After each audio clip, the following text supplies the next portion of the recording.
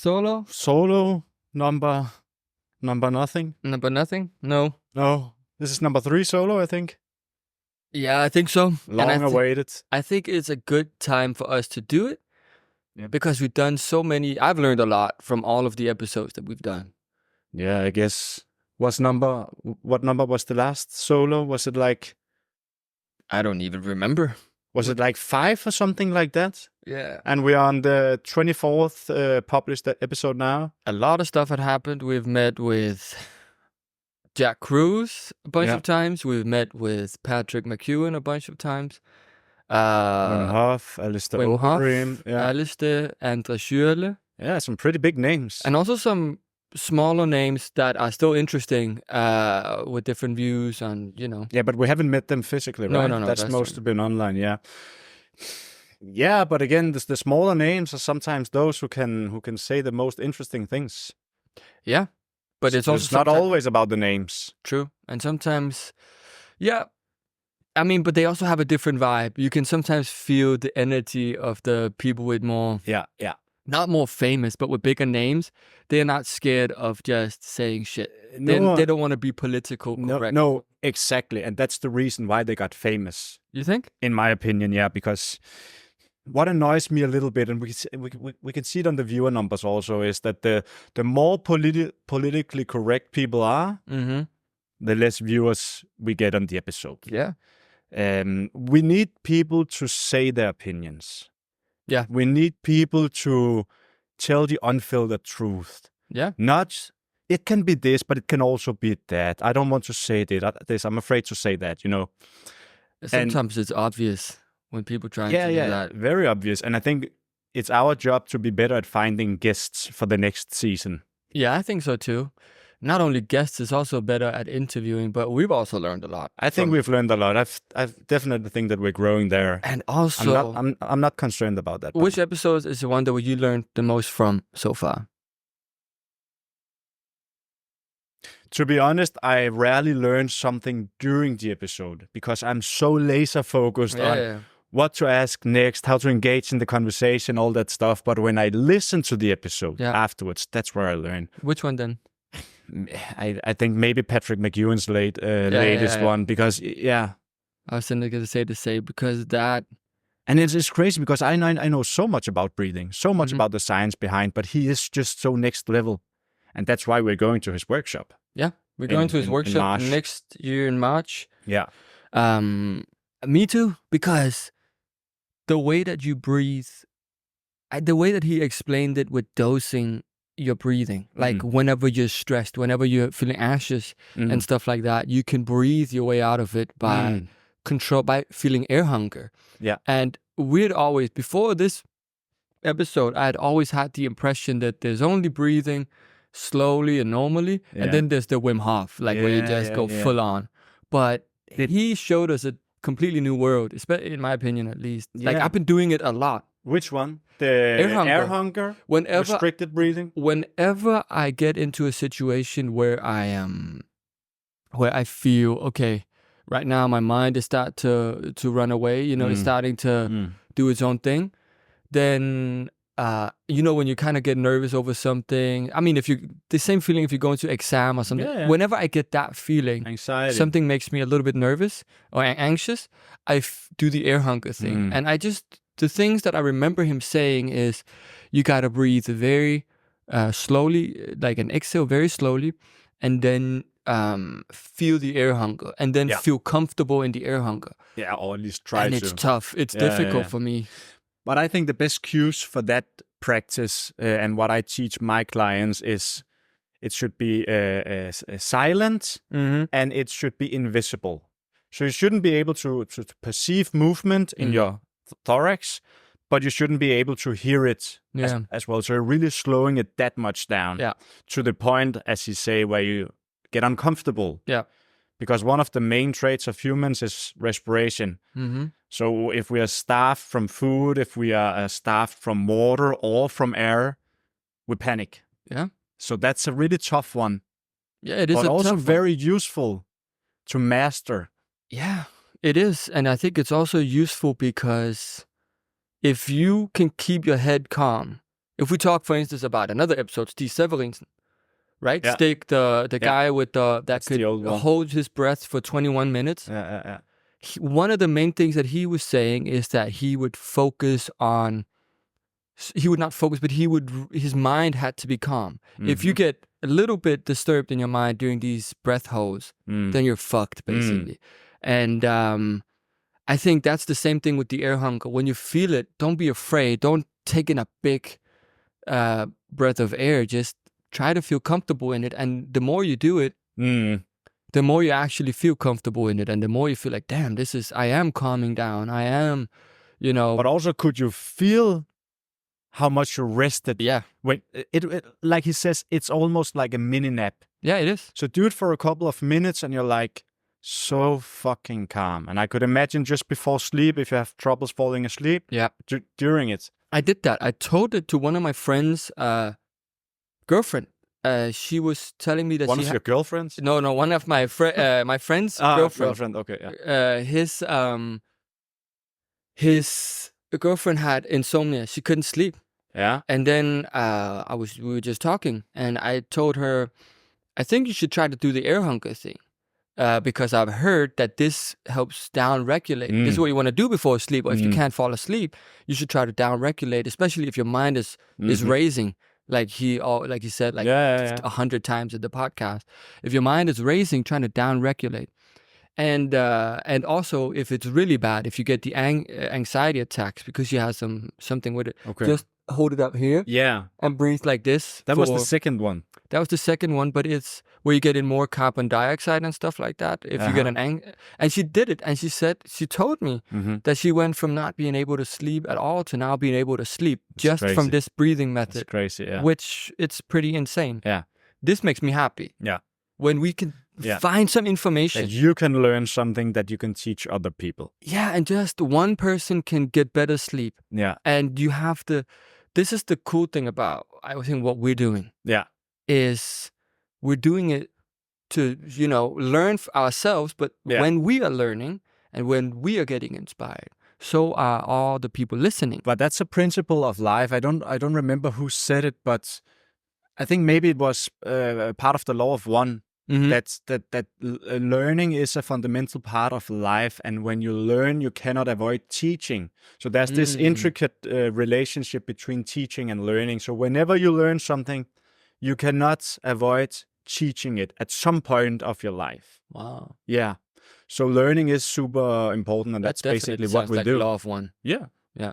It is. That we learn from all the people all the time, but there's also the other aspect, because I love Patrick and everything he do, and I don't necessarily think that he's wrong about the Wim Hof, but he strongly criticized Wim Hof without saying his name one single time. That's true. So I could see there was this, he didn't want to conflict anything, but he was definitely not a fan of hyperventilation and breath hold. But I think that's also, he said in the podcast episode, he said that, yes, he criticized the method. Yeah, because strongly. Like me, you can go into a seizure from it.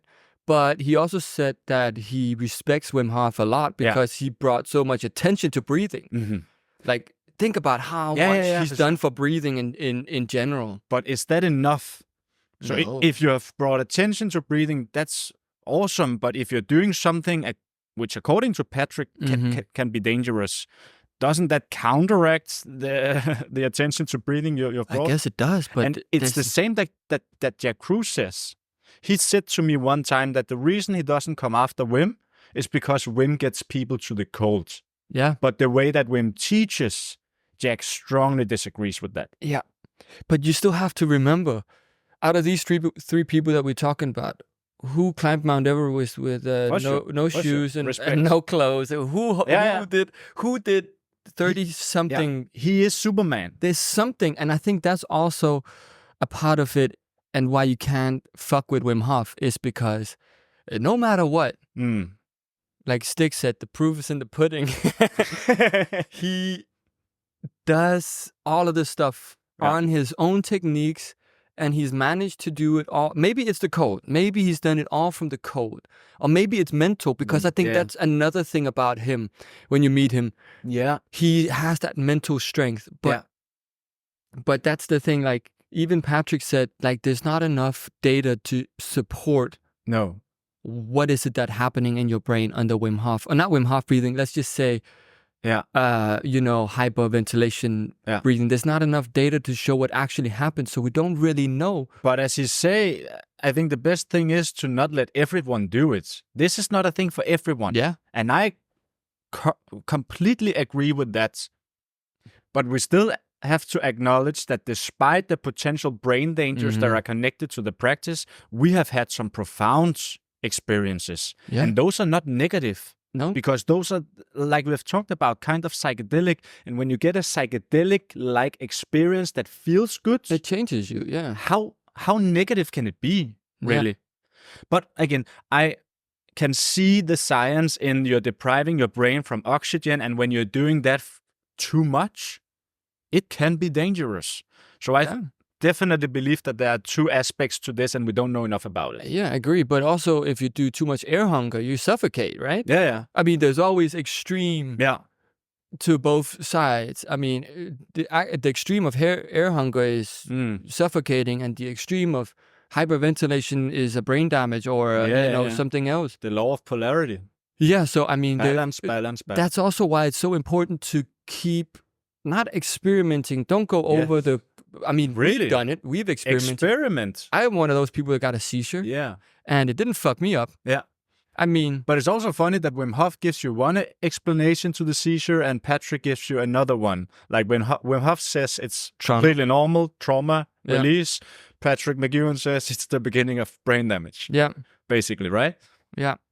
But I think there's truth to both of it. But who says those two things aren't related? Yeah. Exactly, and now we are politically correct. But we also don't know. We're not the expert to say what's right and wrong. But I think no one knows. Yeah, I think no one really knows. And that's also what Patrick says. Just be careful because no one really knows what's going on in your brain. Yeah, only Steve. Only Steve knows everything. He knows a shit ton about breathing, though. Yeah. Hopefully, we'll get him in for a live session. Yeah, that's what we have in the works right now. This is approaching the end of season 2. I guess this will be released on Monday, right? So we can disclose to people that we have a few episodes left. I'm not sure whether they come out weekly, but we're traveling to Portugal to meet with an... And we're not going to say who it is yet. No. But an interesting person. Yeah. And we have a few other ones. And then we are also... And should we disclose the October one, or is it too early? No, that's too early. That's too early because that's a fucking... That's a tier 1. That's going to be something that when the people that haven't heard about this guy, okay, we might as... No, don't say it because we don't jinx anything. We're not jinxing it. But that is one of the most famous people in the world within, I don't know, neuroscience, how the brain works in connection with the body. Epigenetics. The father. Okay, we could say it's the father of epigenetics. Okay, and then you have disclosed it. Okay, but yeah, we are very close to getting him in, but we don't know yet. Yeah. But hopefully in 2 months we'll do an episode with him. And I mean, that's basically what we're trying to do with this whole podcast, don't you think? Yeah. If you had to break it down, like this podcast is, what would you say it is? Something has annoyed me very much, I can start with saying, because I'm used to getting a big engagement. Everything I post on my Instagram reaches hundreds of thousands of people all the time. People are so interested. But starting a new thing like a podcast is, it's normal. It gets very little engagement. And that annoys me because we put so much work into this. Not to mention finances. We do a big job to get this done. Yeah. And not many people are listening, which is normal. It's okay. But that brings me back to why I do this. I don't do it for the listeners because if I did, I would have stopped. Because I can just go on my own company like I do and get hundreds of thousands of people listening to me. But I really think we learn fucking much from this. I think it's insane. So that's why I do it. Yeah, I think so too. I think that's also a good lesson for me. I've tried to done my own business before and stuff like that. And I think this is not a business. And that's the difference. Yeah, it's not. We're not doing this as a business or a business proposal. We don't earn money on this. No, of course. And this is the thing. We're doing this because this is fun. And if it's fun for us, and if we're learning something, then why not have everyone else the ability and the possibility of learning the same things as we do? That's why we go around, talk to people, and record it. It's gonna be there forever. And once we reach 100, 200 episodes of this kind of knowledge, all the alternative methods, all of the ancient traditions, all of these things that's been forgotten, and all of the, all of these things, because many of these people that we meet, they are experts, but they're not experts in social media. They're not experts on getting the message out. They're experts in what they do. Yeah. And specialists. Yeah, and that's why it's so interesting, because we can go around and be the people that get to pick their brain and listen to what they say and put it out for all people to hear. I don't think people know how big of an education this is. Like, this is a unique education. You cannot go to college or university to get this kind of knowledge. No. You can say, I'm interested in this and this and this and this, and then you can just pick their brains. Yeah. And how unique is that? That's unique, and that's because of technology. Yeah. Because these things that we have here, they are possible because of the technological advantage. Oh, yes. Advancements. And that's also a little bit what we're against. The technology infiltrating our lives and becoming such a big part of our lives that we are dependent on it. But again, the principle of polarity. Don't be in the extremes. We cannot live without it, but it cannot take over our society. Yes. We have to utilize it in the best possible way. And that's what we're doing here. But with AI, that shit is scary. Yeah. I just saw The Matrix again here a few weeks ago. And I realized that... Such a good movie. Yeah, but I never realized that it was about AI taking over. Oh, yeah. So I only realized that now, and that's pretty amazing when it was in, 99 that it came out? Yeah. Something like that. There's some people... So they were ahead? Oh, yeah, because that's a very likely scenario. Yep. That scenario, the whole Matrix scenario, is basically what a lot of people are proposing right now. Yeah. Simulation. Yeah, but in many different ways. A simulation is not always just a simulation. Like, the Matrix is kind of like a computer game. Right? That's the Matrix that they are proposing. But there is this holographic universe theory that is also kind of like a Matrix. But it's just... I think how can we say it? I think the Matrix movie, as far as I understand the movie and the science or the whole backstory is that AI got so advanced that they are using the human for bioelectricity, and that's why they put them batteries. In these chambers, and then they just simulate in their mind.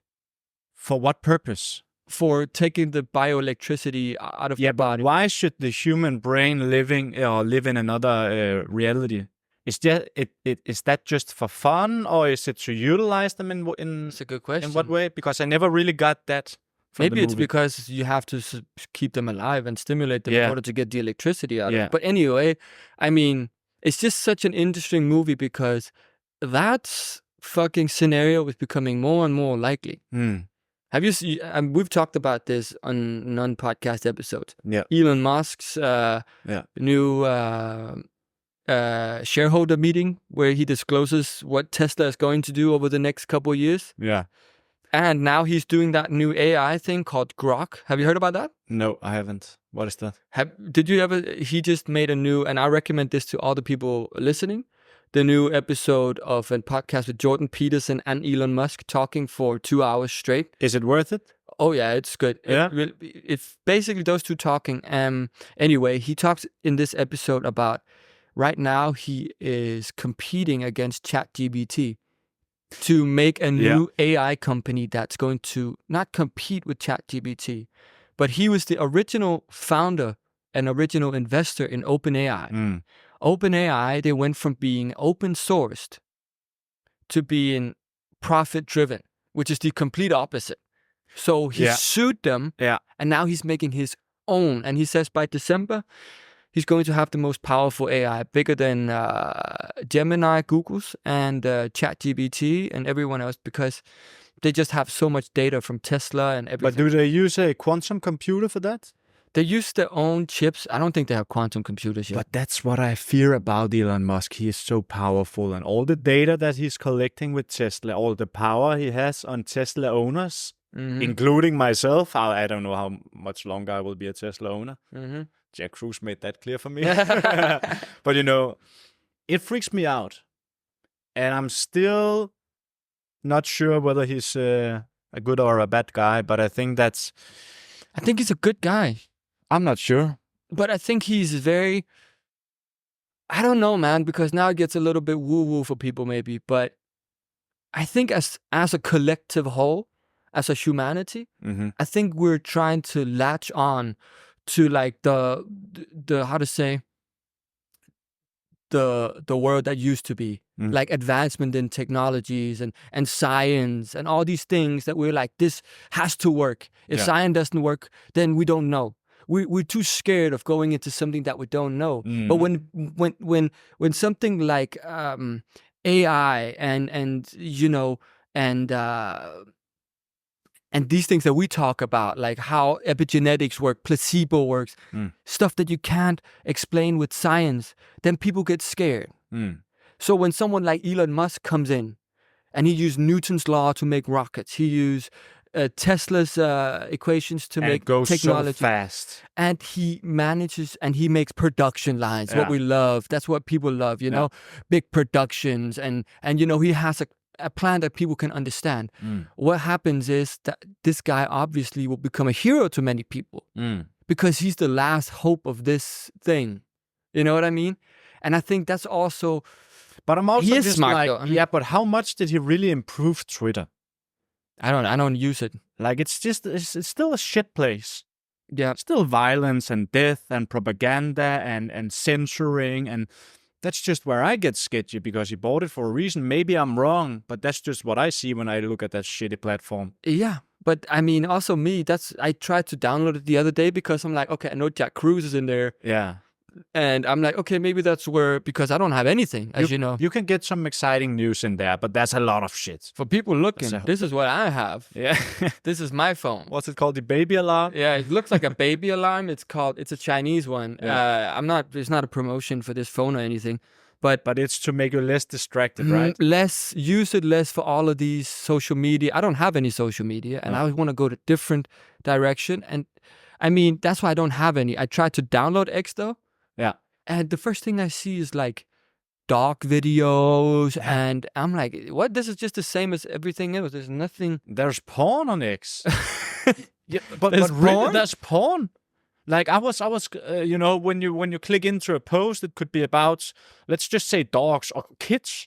Then there is a comment. Then you click on that comment. Then there comes a picture of a lady in bikini. Then you click on that picture, and all of a sudden you're in a thread with porn. With actual porn? Yeah, with actual porn. Com shots and whatnot. Yeah. What the fuck? So that's why I'm still sketchy about it, because you have to improve. It cannot just be this TikTok on repeat. I think that we're reaching right now.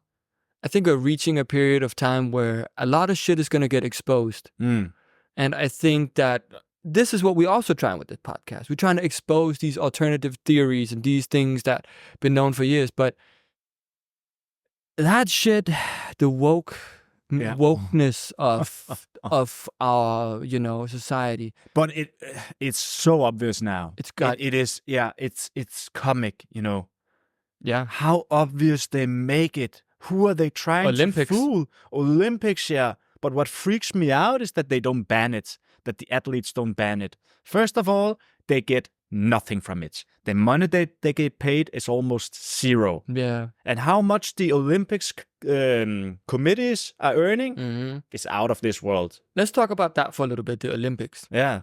What a shit show. What a shit show. But I noticed something. So yeah, you saw some subliminal messaging. Yeah, because I can't, when I see this kind of stuff, I can't help and make people say, "Oh, no, conspiracies." No, and my ass. It's not. But when I see this is how you got to think about it.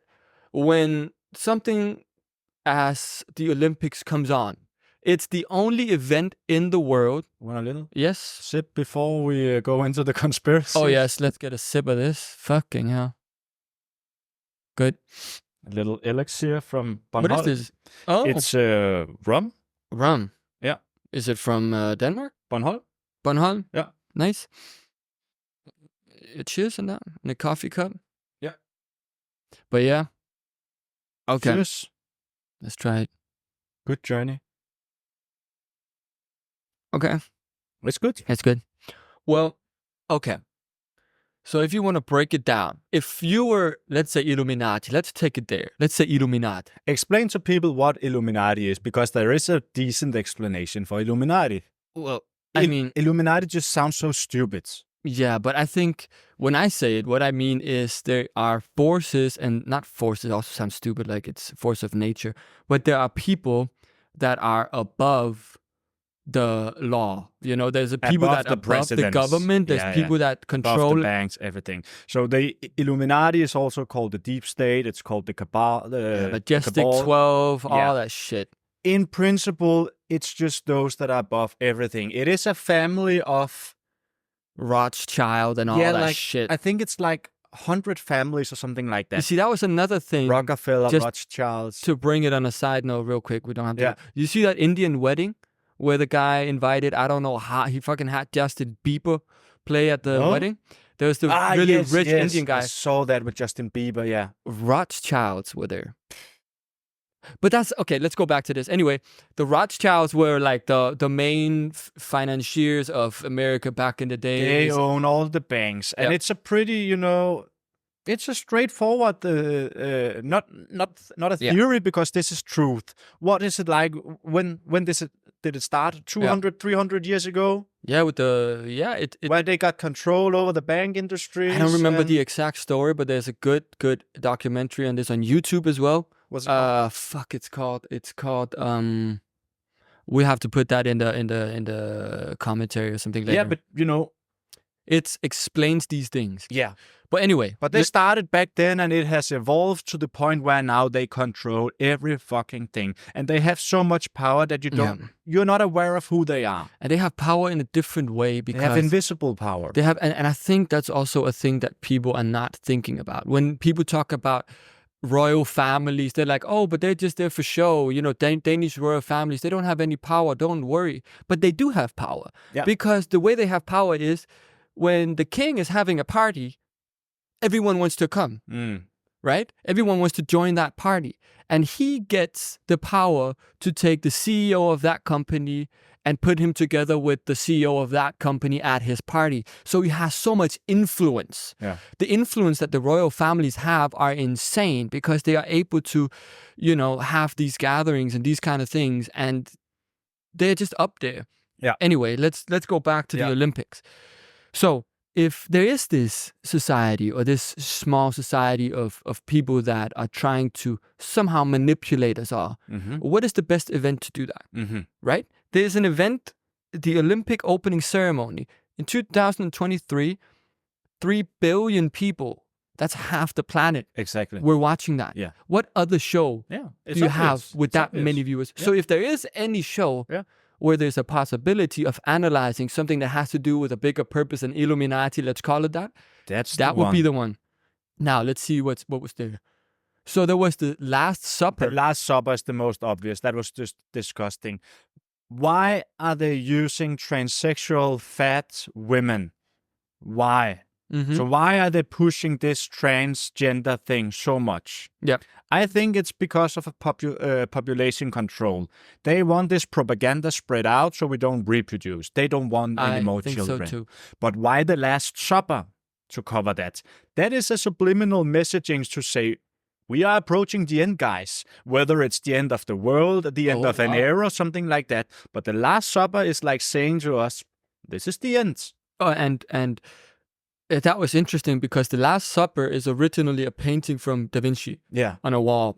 And did you notice the fat woman had with the crown? With the crown? Yeah. If you take the lines in Da Vinci's painting, that's the golden ratio. It goes here.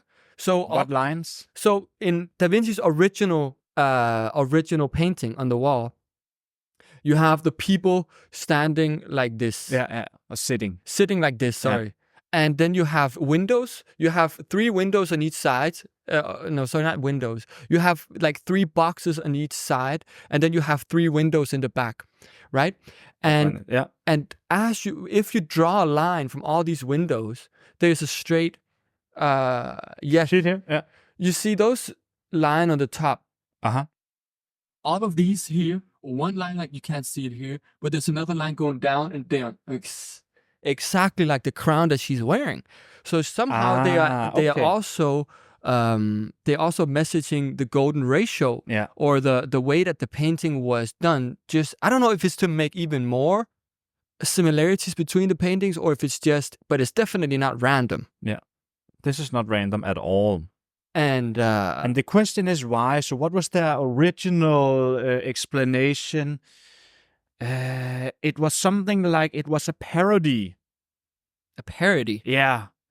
And there's another thing I haven't... This is not a parody. This is much deeper than that. And you also... I didn't see that stupid ceremony, but I heard a lot about it. But you also saw something else, right?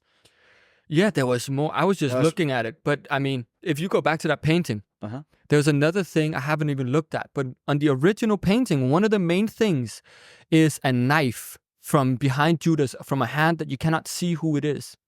Do you see it? To the left.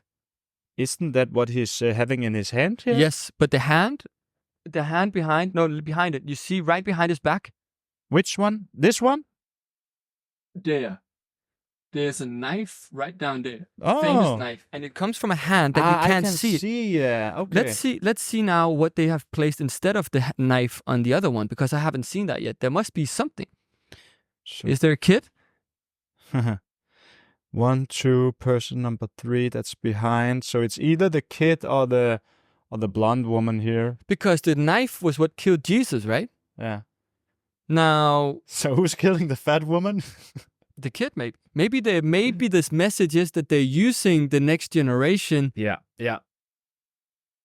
Or maybe they're saying that there won't be a next generation because they don't want any more kids. Because what is the woke mind virus like not Steve Jobs, Elon Musk described in the Jordan Peterson? They are right now letting kids sterilize themselves. Yeah, exactly. Yeah, Jordan Peterson is talking a lot about that, and they are allowing laws in LA, California, to allow that. And also here in Denmark, my cousin is, I think she's 12 or 13 years old. Yeah. In her class, there's a lot of girls who wants to be boys and vice versa, and they are totally allowed to. Yeah, but I mean, if this is the thing about, okay, if you really want to go in the rabbit hole with Illuminati, they're satanic. Yeah. And what they're basically trying to do is, according to their religion, they can do anything satanic that they want to do without getting the karma or whatever, by telling people that they're going to do it before they do it. Yeah. So that is basically the reason for the subliminal messagings all around the world. Like in Disney films, that's not a conspiracy either. You can see so many examples of sexual messagings in those movies. But like you say, the reason is that they have to disclose what they're going to do in one way or the other. Yeah. They do that through subliminal messaging. But yeah. I mean, I'm just like, I don't understand this satanic thing. Because if there's a Satan, there must be a God. If there's hell, there must be a heaven. But haven't we moved above that? Yeah. I also don't get do we really believe in that? I don't believe it. I respect Islam. I respect Christianity. I respect all religions. But I cannot see how people can believe that you can go to a hell or you can go to a heaven. Clearly, they believe that there is a Satan. But I think it's because back in the days, you have the religious principles, right? And those religious principles we all think are good. Even the people that, like us, that's never been religious as such, we can see where these religious principles have their worth. Mm-hmm. Like, they're really good. Like you can't kill and all these things. Like if you live by those, for sure. If you live by those, be good. And like if someone hits you, just turn the other cheek and all that. That's beautiful. Then life gives meaning. But the thing is that somehow, somewhere, someone or some people took religion and they twisted it from being about yourself and how to live a good life to being you have to worship something outside of yourself, which is weird because which brings us to Anunnaki theory. Or again, I hate the term theory because I cannot believe it should be a theory. Here, take another shot. It should be an actual thing. Yeah, because according to the Emerald Tablets, the reason for religion or the reason for worshipping something outside of the human body is because of the Anunnakis who got to the earth like hundreds of thousands of years ago. And in order to enslave and control humanity, they made a genetic mutation that made humanity prone to looking for external forces instead of looking for within. Yeah. At that point, we started embracing God or the skies and all that stuff instead of looking at within, from where I believe the real God is, because we are all gods. We all come from the same source. Yeah, and I think so too. And I think it's also the secretion of Christ, for instance. What you remember that? Yeah. It's what Jim Carrey talked about. So Jim Carrey, the comedian, you remember when he went, people think he went ape shit and he just like, but he, it's actually really interesting what he's talking about, because you have, Jesus died, I think it's the 33, right? Or 37, which is the same amount of wasn't it 33? Spine things that you have in your spine. Vertebrae, or something like that. That's, okay. I think it's 33 or 30, I don't remember the exact number, but milk and honey is serotonin and melatonin, something like that. It's something that's secreted in your pineal gland. Yeah. And that's why in the Bible it says you go to pineal, and that's why you have the pine cone. Pine cone as a symbol because it looks like the pineal gland. Yeah, pine what cone happens symbolizes that. is if you follow the Christian principles, this secretion will travel down your spine all the way down to the bottom, basically chakra. Or in that sense, it would travel all the way down, and you can use it to reproduce, right? But if you live by the principle in Christianity, if you don't jerk off, if you don't eat unhealthy, if you're not an asshole to other people, if you pray and not pray, but if you stay in this way, this secretion will travel back up your spine as energy and be released up here after 3 days, which is when he resurrected. So this is what some people say is the real interpretation of what Jesus was. And so you don't think Jesus was real? Nah, I don't think so. I mean, I don't know, but I don't. Billy Carson says that he was an alien, which I believe is more legit because he had these super abilities. He could heal people. He could make blind people see again. Who's able to do that? There's been multiple interdimensional beings. There's been so many. I think this is what I think. I think there's been a lot of people that have been able to do it. And I think a lot of people has been reincarnated aliens. Yeah. For sure. And I think that also a lot of people right now, look at a guy like, what's he called? The Swedish guy. The guy who wrote Breath, the Power of Now. Eckhart Tolle. Yeah, look at him. Yeah. Look at the way he is. Yeah. If he was back in the day, wouldn't he be some sort of Jesus figure? Yeah, and we've also talked about Wim Hof, like the physical abilities that he has in controlling his own body and healing other people. Yeah. That's also like a Jesus figure. And when you didn't have technology to distract you, and you actually travel to Tibet, you travel to Egypt, you travel different places to learn stuff, wouldn't you be perceived as some sort of, like over... Yeah, I think. I mean, maybe Jesus was real. According to Jim McCarty and the Law of One, who we also talked to on this podcast, it is a thing that aliens or higher dimensional beings travel back and reincarnated as human beings. And when you come from higher dimensions into a human body, you just have special abilities. Yeah, I definitely believe that. Believe in that, yeah. But I also believe that stuff like the Bible and stuff like Book of Changes and stuff like the what's it called? I Ching? Yeah, I Ching, but also the pyramids. Yeah. And also for instance, in Xi'an, down where in China, where they have the pyramids, where they have built 1-to-1 structures of all of China inside a pyramid with quicksilver as the rivers, 1-to-1. Like, how the fuck did they do that? How the hell did they get it 1-to-1? It's not like it's somewhat correct. It is precisely correct. It's almost precisely correct, and they have it flowing with How the fuck did they even get a picture of the whole country by then? It's 3,000 years ago. Like, how? And I think that, of course, there's aliens. Of course, there's UFOs. Of course, there's these kinds of... Some of the temples I've been to in India. Yeah. You go in there and you see this place. It's not built by people. It's easy to see that this fucking place that I am right now is not built by people. But again, the universe is what? Billions of years old. The Earth is, I don't know. Yes, billions as well.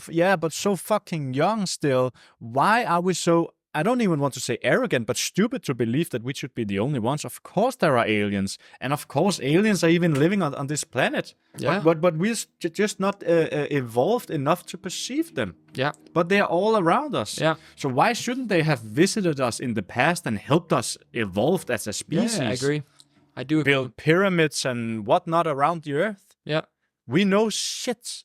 And I hate when people say, oh, this can be this and that, and there is no God, and there is no this and that. Yeah. You don't know anything. Yeah, you literally don't know. Like in 2000, we were so stupid in terms of what we are now. Imagine in 2040 what we know there. Oh, yeah. And just think about science, how that's become a religion too. Oh, yeah. Like, it's okay to say, I've read it somewhere. Do you have evidence? Yeah, I've read it somewhere. What is your proof? Yeah, what's your proof? What's your evidence? And it's always like, it's so close-minded, and they accept all of these flaws and all of these constants and all of these things. They just say, okay, we don't know that, so we just give it a number. But that's also part of what is controlling the human species, and I believe that that's part of that propaganda to get this science view out, that you have to have proof of everything, because if you don't have it, you will be ridiculed, you will be fired as a teacher or whatever. Because if we always searching for proof and it's not allowed to speak our minds about something that it cannot be proved,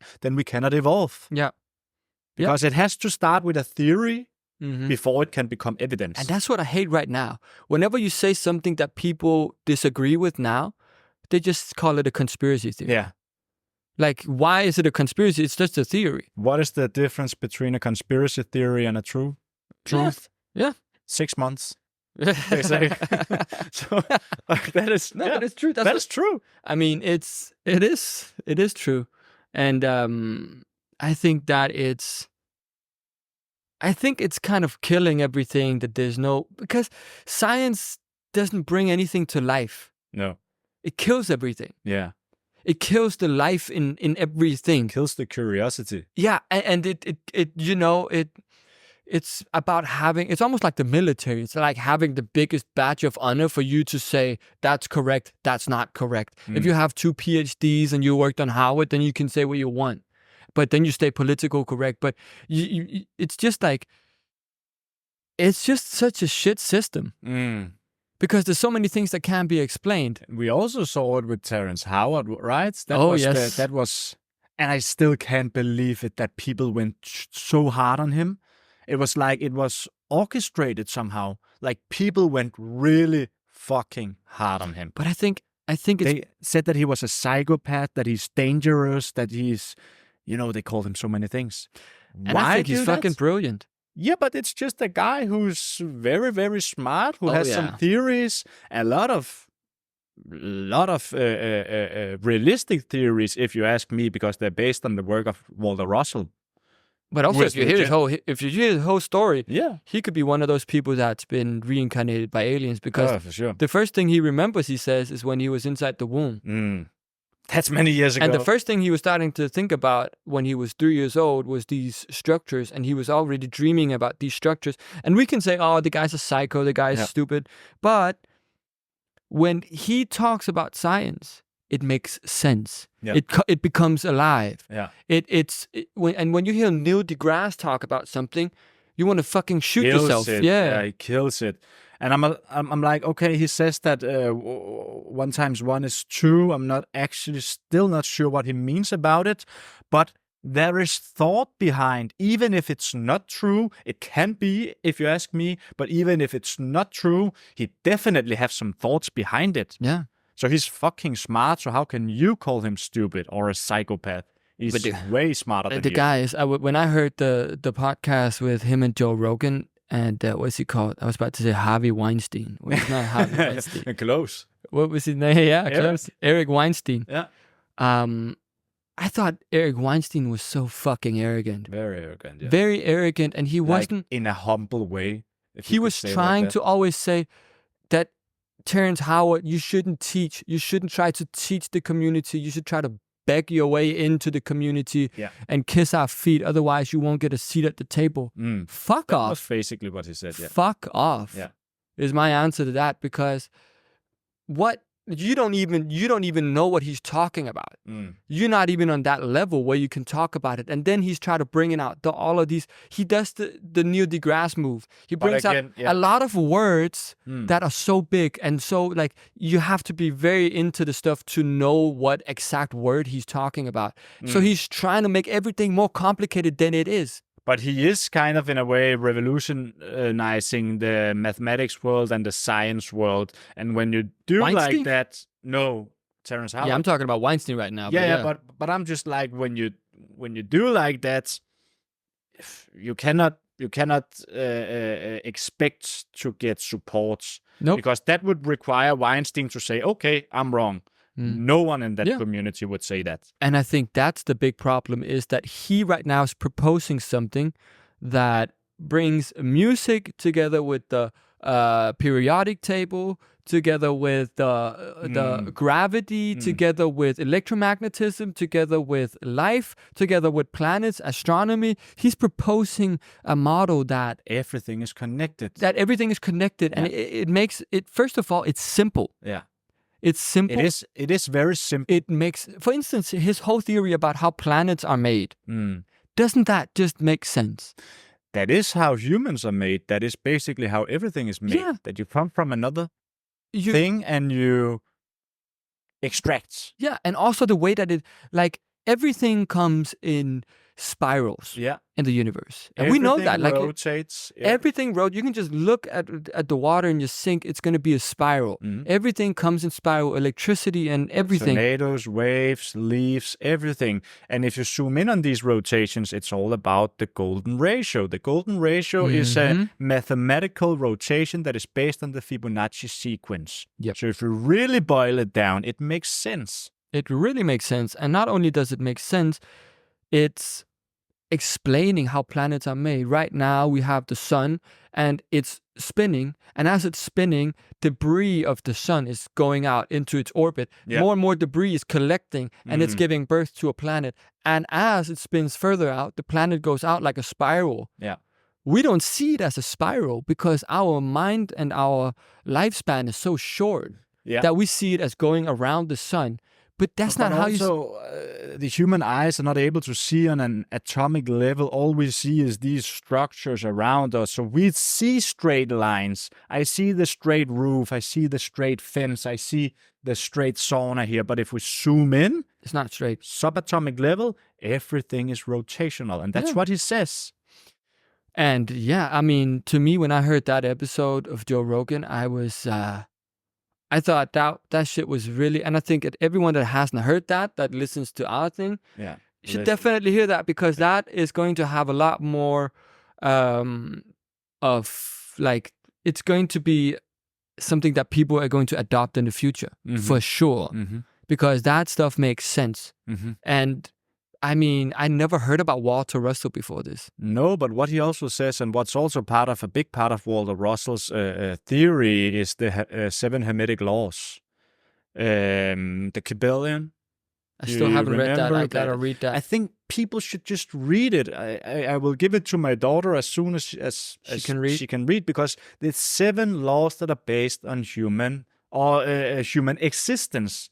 Like everything that we can see around us, whether you're an animal, a human, or an alien, is based on these principles. We have the laws of mentalism, rhythm, correspondence, polarity, gender. These laws that are based on everything that you see. And the law of gender means that there are male aspects to life and female aspects to life. Yeah. Back to the propaganda thing again. Why are they making everything transgender now? It's to... I want to blur the lines. Yeah, blur the lines. Law of polarity is the most amazing one, because that means that everything is the same. Good and bad is basically the same. It's just 2 poles of the same thing. Yep. Yeah. Warm, cold, etc. Everything is based on polarity. Up, down, good, bad. And that makes sense, because what other book says exactly that? Book of Changes. Yeah. And every real book, every real story is based on these principles. They make up the universe. You cannot be a living being or living organism without following these things. I'm going to buy that book. Yeah. And who are trying to disrupt these laws? The deep states. But that's the thing. I don't understand what their motive is. This is what I don't understand. Motive for who? For the people that are disrupting this, for the people that want this agenda. What can power? But then why would you want power when you know that the real, why would you want that? Yeah, if you know the real basis of reality, and that's the same question I ask myself. That's also part of the reason why I don't understand this satanic thing, because if you know the basis of reality, then why do you want to do this? But maybe it comes back to, I think it's also law of one that says that the majority of people have what we know as the chakra system and the reason we have those colors is because they correspond to the energy coming out of them. Yeah. Right? So green and blue and blah, blah, blah, blah, blah, blah, blah. It's the rainbow. But a few people have the chakra system upside down. Really? Yes. Who said? And you look at the LGBT flag, what is it? No, is that upside down? Yep. Really? It's the chakra system upside down. Like precisely? Yep. Color for color? Color for color. What? And maybe that's the whole thing, is that some people, a very, very small amount. So that's a subliminal message again. Yep. That you're disrupting it, that there's disrupting the polarity again. Could be. Turning it upside down. And I mean, maybe it's just that the people that are not seeing the world this way does not understand it the same way. Do you know what I mean? Maybe it's we cannot understand how psychopaths think. We don't know what went through Charles Manson's head when he killed those people and when he done those things. Maybe it's because some people are just built differently from an energetic perspective. And that's why we can't understand them. I think that seems improbable. I think we should all basically or fundamentally be built the same way. Yeah. Especially from such a deep standpoint in terms of the energy systems. But there will always be variety in nature. There will always be something that's fucked up. Yeah. 1 out of a million that's fucked up. And sometimes it's a good fucked up. Like back in the days when there was like when there was cells in the ocean and all that stuff. Like some of them would be with a they had some disformity or something. They would not be the same as the other cells, so they would go different places, and they would somehow slowly learn more and go closer to the surface, right? Yeah, I just remember Carl Jung once said something about that there is nothing more complex than the human mind. So if we are ever to get to the root cause of our fucking crazy nature, then we have to research the human mind more, because it is so fucking complex and we know nothing about the human mind. And imagine, we don't know why people are psychopaths, why we have so much deviation in our minds. Yeah. So he is right. Yeah. We know nothing about human nature, and especially the human mind. Also, is it again Jim McCarty or the Ra for the Law of One who said something like human nature is very complex, that you rarely find another life form in the universe who is so complex like the human nature because of our vast emotional system.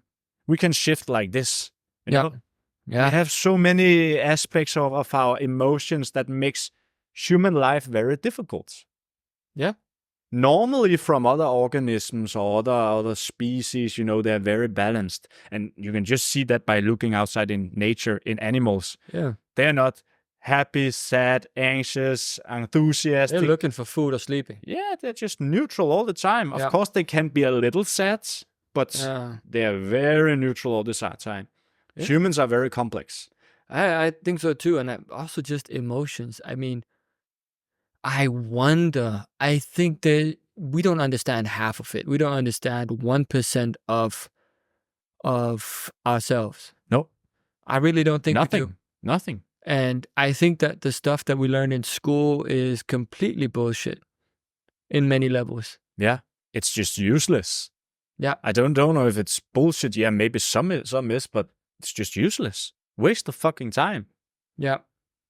And that's also why I don't think ADHD is a thing. I just think it's a natural response to people that we're not, designed to sit down. I think if I was a kid now, I think I would have been diagnosed with the ADHD. For sure. Me too. Yeah, I think, both of us probably would. We're not supposed to sit down for so long. And when you go and you read the ADHD, I fit the description. Mm. It's I like think it's always some stupid like, do you have a difficult time planning your of course, fucking everyone sitting still. Everyone has those same we are dynamic creatures. Mm-hmm. And but it's a way to victimize people and also say I actually say, okay, now take our medicine. Yeah. Because that's the next thing. That makes them. I'm telling you, the next governments on this planet are going to be pharmaceutical companies. Mm. The way that they can manipulate people, it's insane. And I think that when we talk about Illuminati and we talk about these things, that could be a big part of it, because a lot of stuff we don't need medicine for, but we take it anyway. Have you tried to Google the years to come, like 2025, 2026? No. Have you seen the video? Like when you Google, I think, let's just try it. Okay. Let's see it. That is creepy as fuck. And there we can talk about subliminal messaging again. Let's say 2025, what comes? And then you go to the pictures, right? You can see it already starts here. Lockdown 2025, Armageddon. You can see all this. There's a mask here, Some crazy shit. That's the first hits. Okay. Then we say 2026. Oh, fuck off. 2026. This is pretty normal because then we have the World Cup. There's nothing much there. World Cup. World Cup. But that's also clock symbol. Yeah. Big clock symbol, actually. Then we go to 2027, apocalypse. Okay. You can see the earth is burning. All kinds of crazy shit, right? Scary shit. Gets even weirder. Because then we go to 2028. Oh, Jesus fighting the devil. All devil shit. What the fuck? The rapture, countdown to apocalypse. Do you even know about these videos or whatever they're promoting here? The fuck is it? I don't know what it is. So we go to 2029. Now there's aliens. They are coming. Should we worry? Earth being hit by an asteroid. What is this? Okay, what the fuck? Try to go to 2030. Let's go to 2030. I don't know if I haven't gone that far yet. I have never. How the fuck did you discover this? I saw it on a video and I was like, it must be bullshit. But of course I tried it. And now it gets creepy, right? World Economic Forum, the Great Restart. You can see all this shit, right? So that is their plan. So chaos leading up to 2030, which is their plan for this great Restart? Reset, whatever they call it, resisting the new world order. And that's when Bitcoin is gonna fucking... No, I'm kidding. Hopefully Bitcoin is gonna save us. Yeah, Cruise is gonna make us millionaires. No, but this is scary. That's some scary shit. Yeah, it's right in front of you. That's what I'm trying to say. And that's the same with the Olympics. I mean, they are you don't put the fucking Last Supper that obvious in. You even have the halo around the head. You have the golden ratio at the Last Supper. And that was not the only thing. Mm. At the Olympics, there was... I already have. At the Olympics, I told you. Yeah. Why did they have a robot horse... Yeah, you said that. walking on water for fucking 15 minutes? You're just like, I'm just like, what is the purpose of that? Well, robot. If you want to make people used to seeing robots. Jesus walking on water. Exactly. Robots walking on water. So robots walking. So what does that mean? Yeah. Robots walking on water like Jesus walked on water, just like they had the Last Supper. Yeah. Then later on, I couldn't help but that was more subtle. But to me, that was a big one. Mm. The Eiffel Tower. Yeah. The Eiffel Tower is a big, what do you call it in English? Phallus symbol. Like a big, basically a gender symbol symbolizing male, right? A dick. A big dick. But on the other side of, like on the downside of the Eiffel Tower, there's an opening. Yeah, that's like a round opening. Huh? Then they placed another Eiffel Tower going almost in to that hole on the screen. Try to find it. Try to put ice.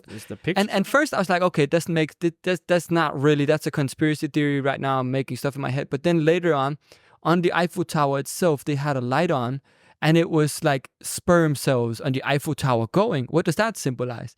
That symbolizes. So is it? Oh, let me see. Is it this one?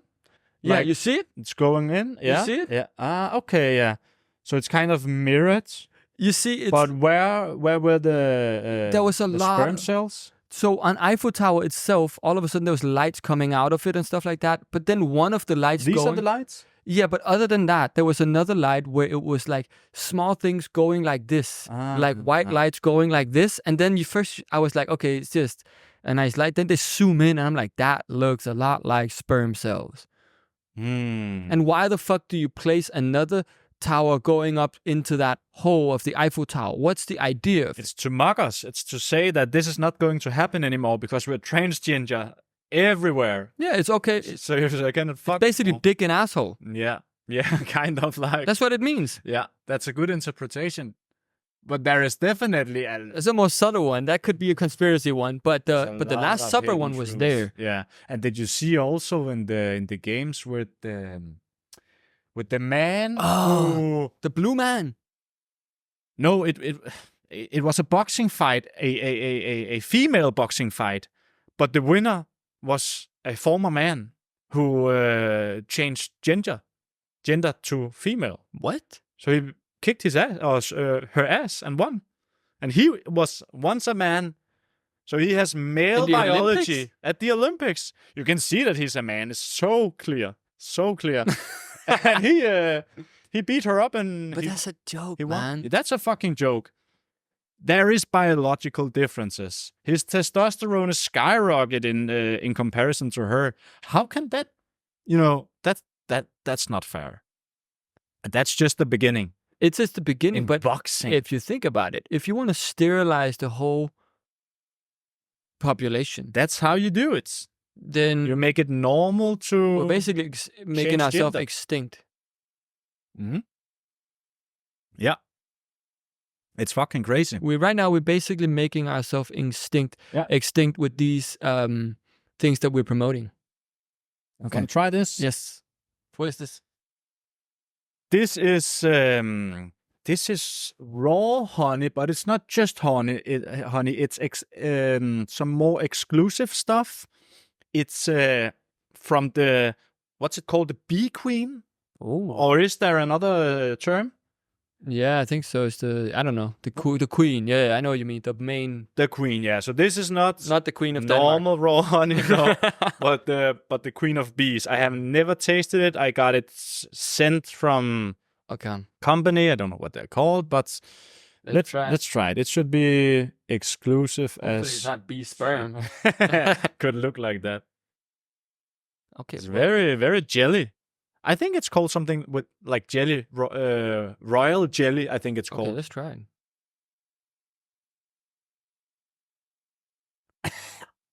Oh, what the fuck? Oh, that's nasty.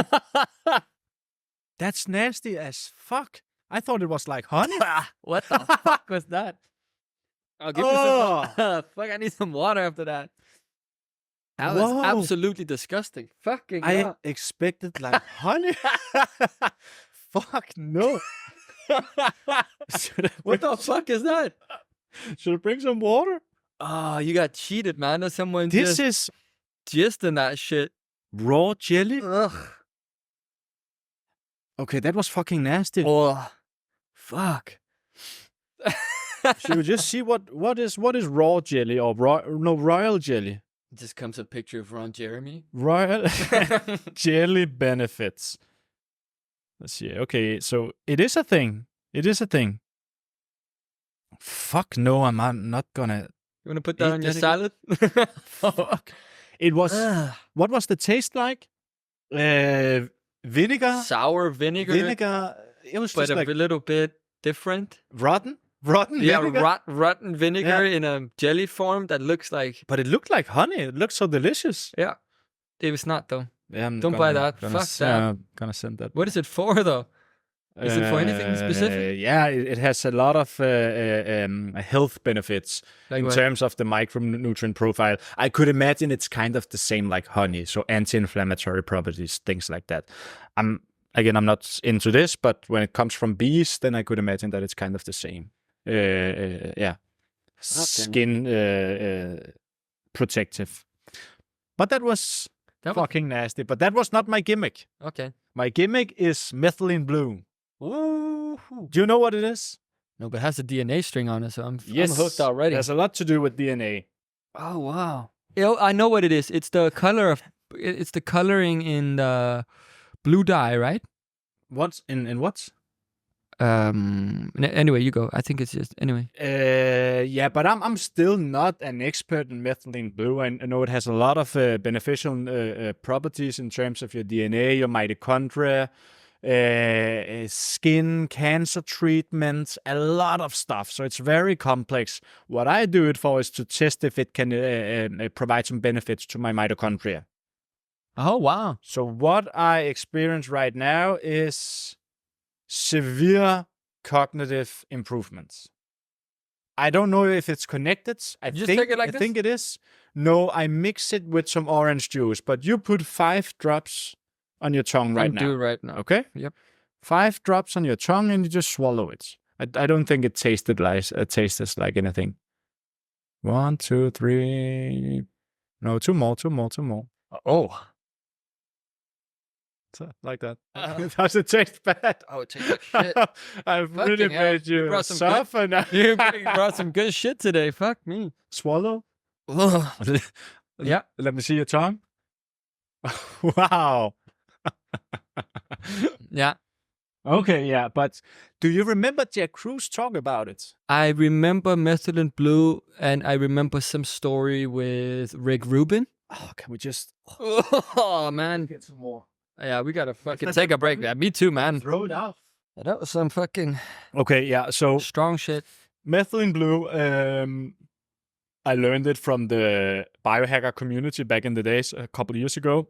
Researched it a bit. To me, it's also always been very woo-woo. Still now, there's not much research, but enough to say that it could hold some very strong benefits. But I'm using it on an experimental basis, and if people want to do that, that's fine.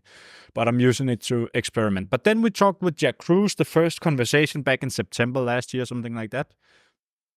And I believe it was on Rick Rubin that he made a treatment or surgery on him, something like that. Or was it another one who made a surgery on Rick Rubin? But either way, he told Rick Rubin that he needed to be on methylene blue during this surgery for it to work the way it should.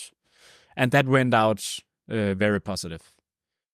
So yeah, very beneficial for your mitochondria. Gives you some good benefits. I don't know how acute they are, but now you have tried it. So performance-wise, physically and mentally, I think they're very good. Okay. But after all, from the day that I started it, my mental sharpness had been on another level, basically. Really? Like your recall abilities, your ability to collect your thoughts in a more structured manner has been very good. So I'm definitely going to continue doing that. Yeah, but I guess you also got to do it you got to take some time when you do it and take some time off and take some time when you do it. Unless you microdose, which I do. How much? You put 5 drops? 5 drops. And that should be the microdose. So if you want to do it a different way, then when you need to perform, you take like half a pipe or something like that instead of microdose. But I'm just taking a small dose all the time, like I can do with mushrooms. Another thing I bought yesterday, I need to tell you about that. I haven't told you about that before. Have you heard about monoatomic gold? No? That's next level. That is on the edge of becoming a conspiracy, but that is said that the Anunnaki people use that. And you can buy it on Amazon. I bought it. What is it? Monoatomic gold. I think it's just gold. Some bioavailable form of gold. It is just minerals that you consume, like powdered gold, really. I bought it 7, 8, 9 years ago, something like that, when I lived another place. But I was so scared of taking it that I ended up throwing it out. But yesterday I thought now's the time, because I heard Billy Carson talk about it. And it improves the bioelectricity in your body so that the synapses... You're going to be a fucking Anunnaki soon, man. But something like that you're really going to improve your consciousness because of the neurons are going to wire better and your mental abilities are going to evolve, all that stuff. It makes sense, but I don't think there's much science about it, but you can research it. Yeah, but I guess that's also what you're doing. That's what I'm trying. You try to do the experiments yourself. Yeah. And I love doing these things that are very on the edge, but seems... legit. Yeah. Like that has something to it. Something to it, yeah. I love to do that because that's how I can get to another level. Fucking hell. So yeah.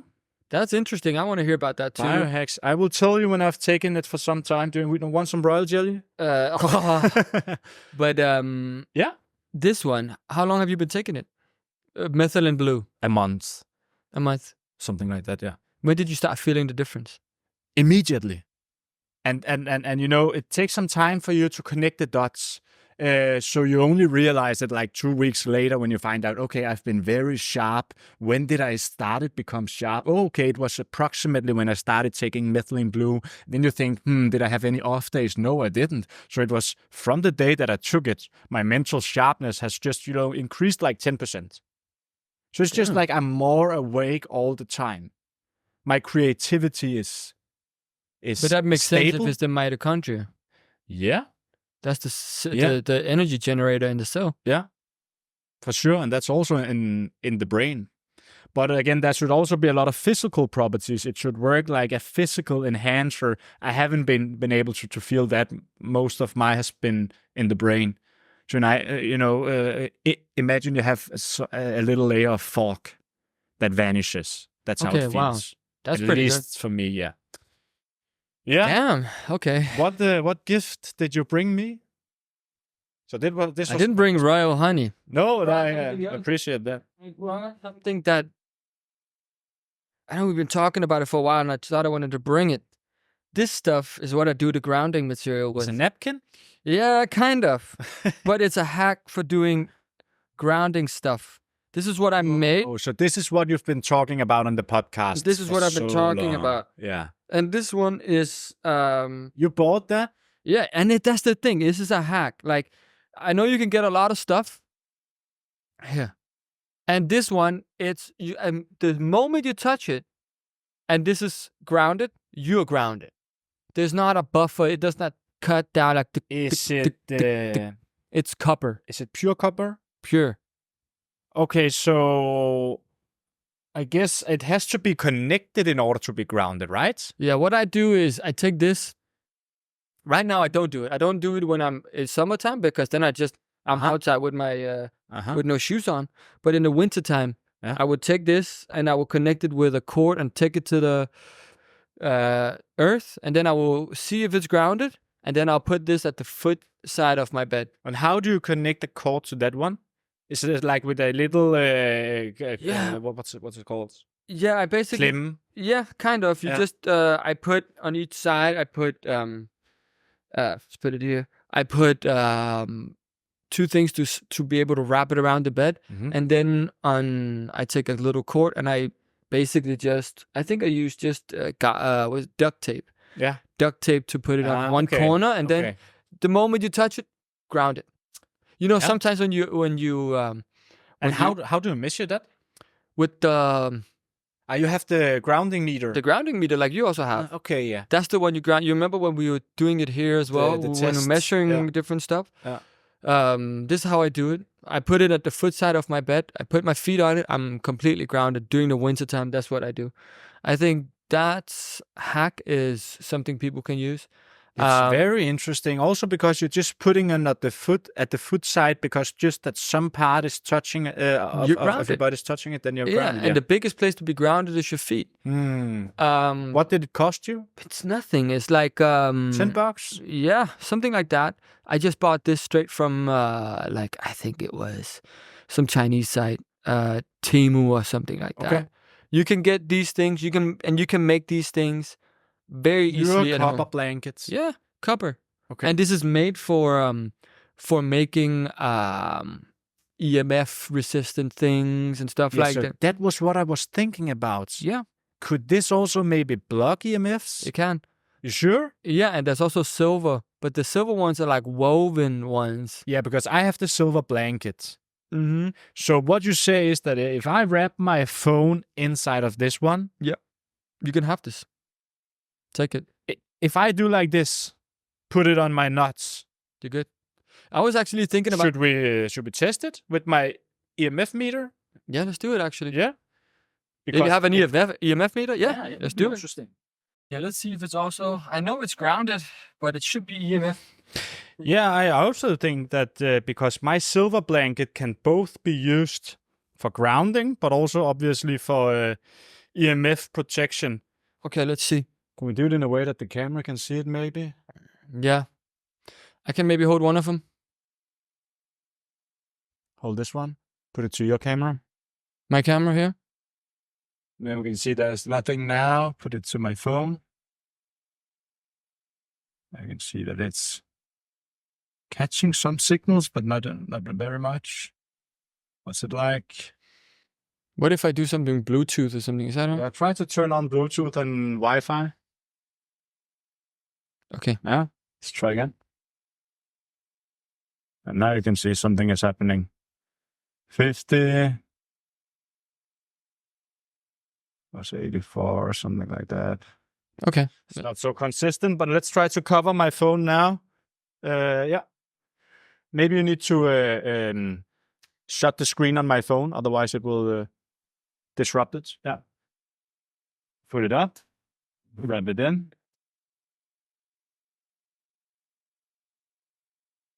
Let's try again. Completely wrapped?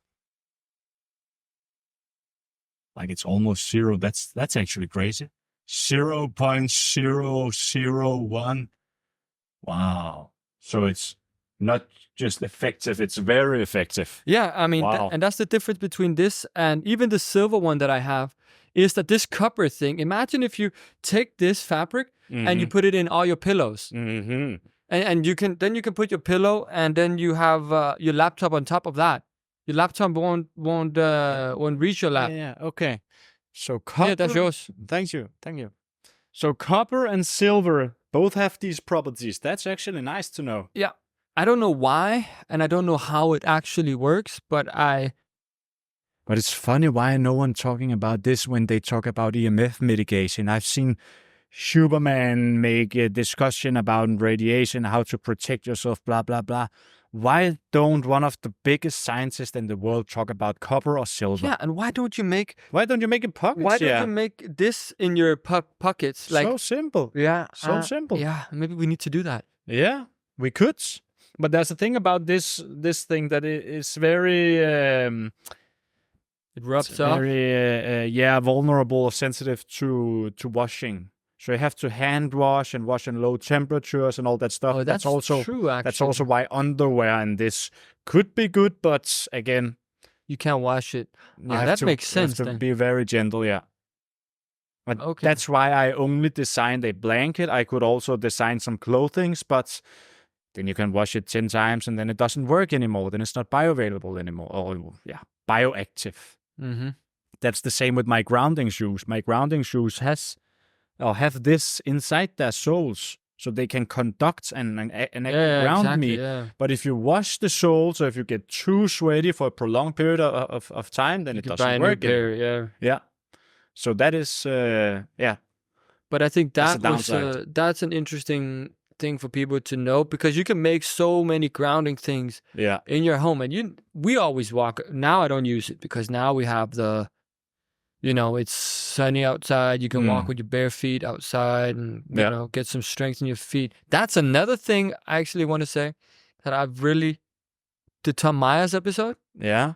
About running on your forefoot. That resonated with you? I've done it. Yeah. Fucking hell. But you already did it before, right? Not forefoot, not completely forefoot. I was running barefoot.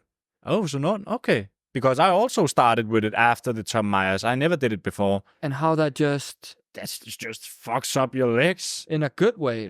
But when something fucks you up, it can also mean that you're really exposing your muscles and tissues to some stimuli that they have never tried before. Yeah.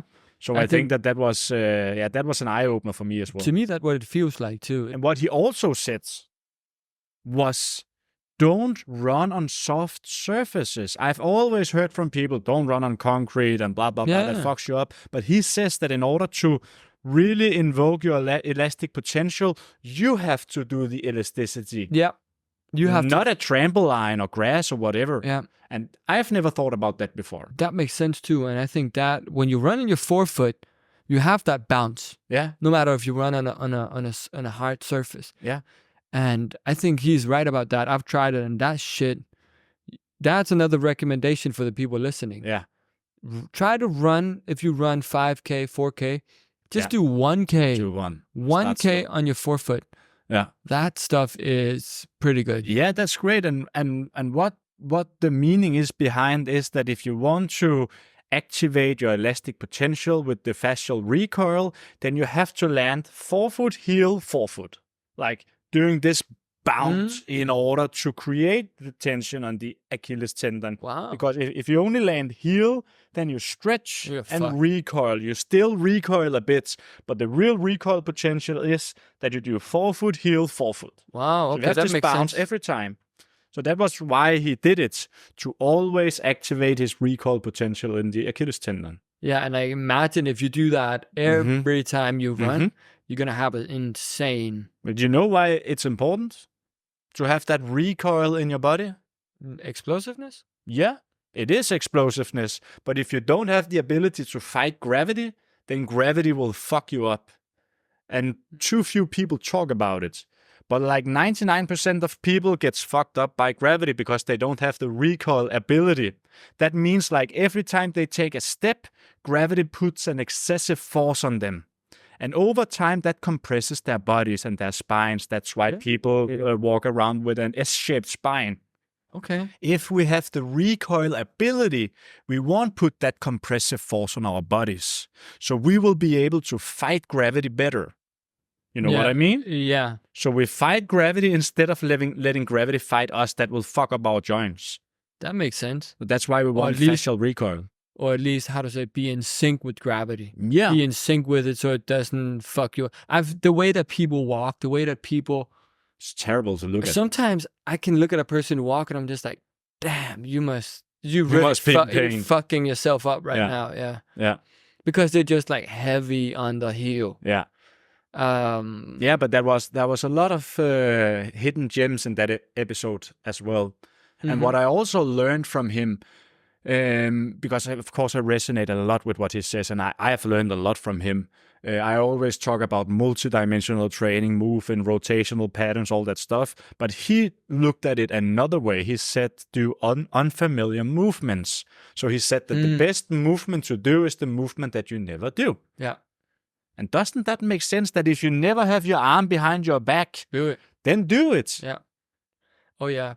Because otherwise you will be locked in these repetitive, isolated motions that we already are today. And I mean, I also got to give a big thanks to Jack Cruz, because after our second episode to him, I finished my gym membership. And I started only working out in the garden. Yeah. I had some weights, I had some stuff, but I'm way more flexible. Mm-hmm. I am way more flexible because I'm doing way more stuff on the ground. Like, I'm doing way more natural movements. But what did you used to do in the gym? I was in the gym, but when you're in the gym, it's just... Is it squats and deadlifts, or is it machines? Sometimes, or what's it's there, you know what I mean? Like, when you're outside, you're forced to, crawl on the ground to get your shoulders, and you're forced to hang and do pull-ups, because what else can you do? Yeah. You can do pull-ups, and you can, of course, I have some weights where I do some things, some push-ups and stuff, but I'm doing way more, like, how to say, animal movements, like walking on all four, jumping around, and like you say, hand behind the back, these kind of things. And I can definitely see my flexibility has gone up. Mm-hmm. It's way better now than it was. But what are you gonna do in the winter months? Well, that was the thing. Again, I was just trying to do something new. Like, also like Tom Meyer said, I went boxing. Yeah.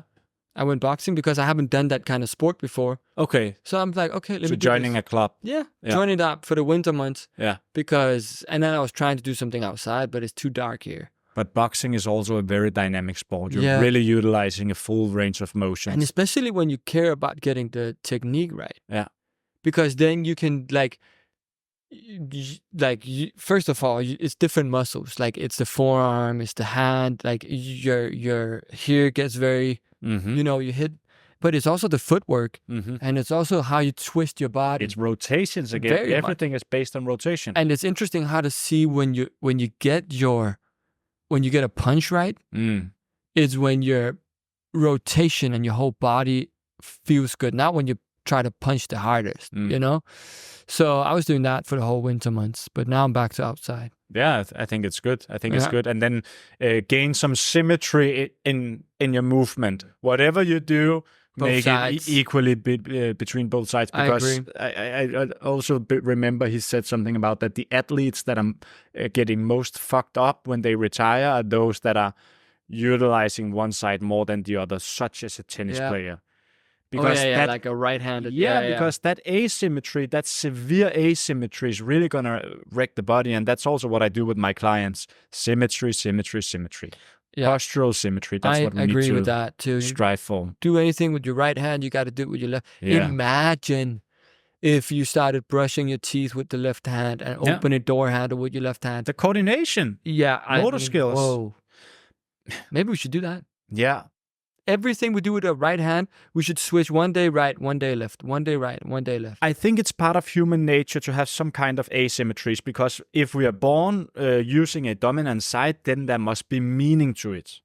But I think if we exaggerate it in tennis, for example, then it gets a problem. But do you think Anunnaki had a dominant side? I don't know. I don't think so, man. What about animals? Like, animals are very they also have that. Unilateral, like dogs, of course. They have their patterns. You think? Yeah, they always lie. Like, not always, but like they lie in a certain way. If they have their corners where they lie, they will lie always on the same side. Kind of, you know? Yeah. I mean, I've noticed that with my parents' dog. Okay. So, but again. So this kind of asymmetry must be a part of nature. It's habits. Yeah. It's doing habits, doing things that fits the environment, I guess. Don't you think? Like, I think that's what habits come from. But it is also important to be conscious about them. That's why I bought this fucking phone. It's a conscious decision about not just being in some subconscious fucking, going through the motions. This is the environment and all these things. But did it help you? Yeah. I mean, to some extent, because it's worse. It's worse than a normal phone, but it can do the same. Yeah. But does it help you use it less because it is so terrible? Yesterday, I forgot my charger. I imagine that. I thought you were dead. Yeah, exactly. Yeah. So the whole day, I'm like, fuck it. I don't want to use it. Yeah, but that's also great. You feel renewed when you don't use your phone. Yeah. That's insane. Oh, man. And yeah. You are so present. You're really experiencing the world. Every step I can take to use my phone less and to live life more, I do. I'll fucking take it. Yeah. Yeah, man. It's amazing. It is. All right. Good talk. Yeah. What is in the pipeline? Should we just close a little bit? We already talked about it. Monday, this will come out. Then we have a biohacker in Portugal. It will be a good one with some gimmicks, some good food, some... We're going to have a live session. Hopefully, yeah. Hopefully. That would be nice. We're hoping for that in the end of August. And then we have our meditation guru back for some more protocols. So this time we won't just discuss, what is up and what is down. We will try it and we will guide the listeners as well. They need to try these principles. Maybe we should just keep it in a meditation format. I think we should just make it as practical as possible because we have already talked about it. Let's just do it. Let's do it. Do a blueprint where people can just open that episode and they can just follow that whole meditation. Boom. Yeah, of course we need to talk as well, but it will be more practical. But we always do that after the meditation anyway. But that's probably going to be like a 2-hour thing. Yeah, it's going to be good. A lot of silence, but a lot of stuff that people can follow. They can just put it on at home and just... And then we have the bump in October, hopefully. And then we're going to talk about the season 3. It will probably be launched in a few months, maybe at the fall, something like that. We don't know yet. We have no idea yet. No, but we need to discuss how we can upgrade this, as always. Yeah. And what we talked about natural process, a natural step. Only doing physical episodes in the future. We don't want as much as possible not online because we gain so much more, what you could say, knowledge and presence from doing it in person. Yeah. So we're going to do that. Yeah. Gonna meet with some big guys. And also to make it more interesting for, you, the listeners. Yeah. Yeah, we're going to try to make it a little bit an upgrade. It'll be great. Yeah. And we'll take suggestions too. So you always just... hit us up. Always. Great. Let's go to your wedding. Yeah. Yeah, exactly. See you guys. See you, man.